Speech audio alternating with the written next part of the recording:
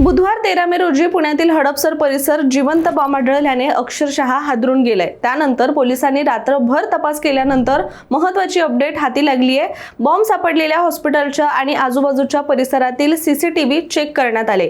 त्यामध्ये एक व्यक्ती आढळून आली। पांढरा शर्ट, काळी पॅन्ट आणि डोक्यावर टोपी घातलेला हा माणूस सीसीटीव्ही मध्ये दिसत असून तो एका इलेक्ट्रिक स्कूटरवरून आल्याचं देखील कॅमेऱ्यामध्ये कैद झालंय।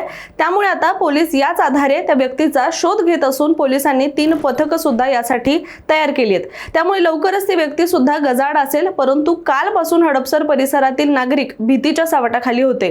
कामधेनू इस्टेट येथील एका मोठ्या खासगी रुग्णालयाच्या टॉयलेटमध्ये असा जिवंत बॉम्ब आढळणं म्हणजे धक्कादायक गोष्ट मानली जाते।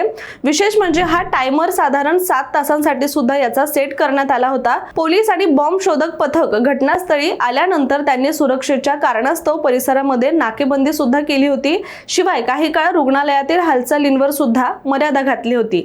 जवळपास 7 तास कसून तपासणी केल्यानंतर हा बॉम्ब लो ग्रेड आयडी असल्याचं स्पष्ट झालं आणि त्यानंतर हा बॉम्ब हडपसर येथील ग्लाइडिंग सेंटरच्या मोकळ्या मैदानामध्ये नेऊन यशस्वीरित्या निकामी करण्यात आला।